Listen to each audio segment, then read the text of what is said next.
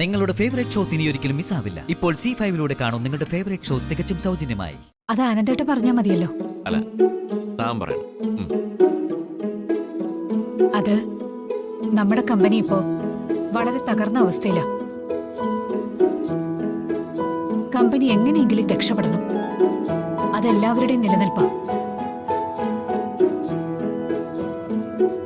അഖി, നീ വരണം.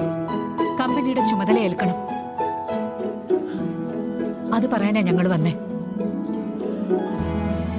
മോനെ, ഇതെല്ലാവരുടെ കൂട്ടായ തീരുമാനമാണ്.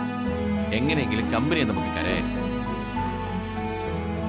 അച്ഛാ, നമ്മുടെ കമ്പനിയുടെ ഈ അവസ്ഥയില് എനിക്ക് വിഷമമുണ്ട്. പക്ഷേ എന്റെ തീരുമാനത്തിന് ഇതുവരെയ്ക്ക് മാറ്റം വന്നിട്ടില്ല. അഖി, അങ്ങനെ പറയരുത്. നമ്മുടെ കുടുംബത്തെ ആകെ ബാധിക്കുന്ന പ്രശ്നം ഇത്.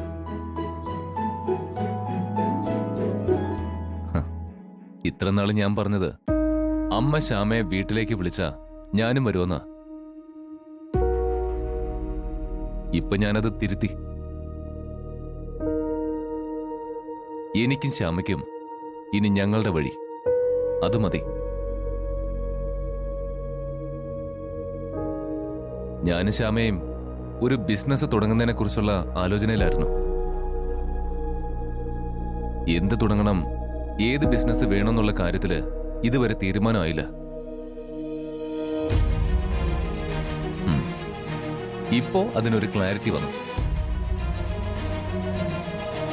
ഇനി സ്പൈസസിന്റെ ബിസിനസ്സാ ഞങ്ങൾ തുടങ്ങാൻ പോകുന്നത്. അതാണല്ലോ നമ്മുടെ കമ്പനി ചെയ്യുന്ന ബിസിനസ്. അതെ, അതുകൊണ്ടാ ആ ബിസിനസ് തന്നെ ഞാനും ശ്യാമയും തുടങ്ങുന്ന. നിങ്ങളെല്ലാരും കൂടി വൈസ് ചെയർപേഴ്സണാക്കി ഇരുത്തിയ ഐശ്വര്യയുടെ പിടിപ്പുകട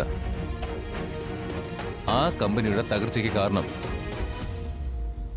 ആ സ്ഥാനത്ത് നിന്നും നിങ്ങൾ പിടിച്ചിറക്കി വിട്ട ശ്യാമയില്ലേ, ആ ആളായിരിക്കും പുതിയ കമ്പനിയുടെ ചെയർപേഴ്സൺ.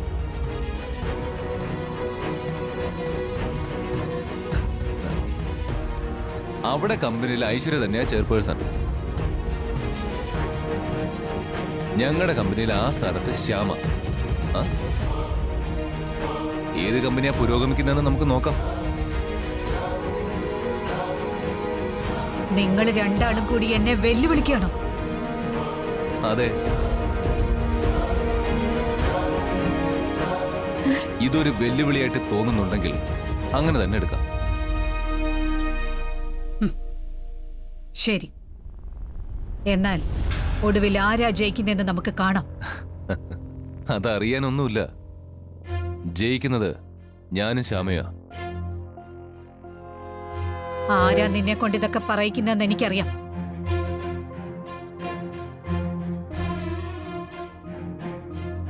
ആ അവള് വിചാരിച്ചാൽ ഈ വസുന്ധരെ തോൽപ്പിക്കാൻ പറ്റില്ല. നമുക്ക് കാണാം.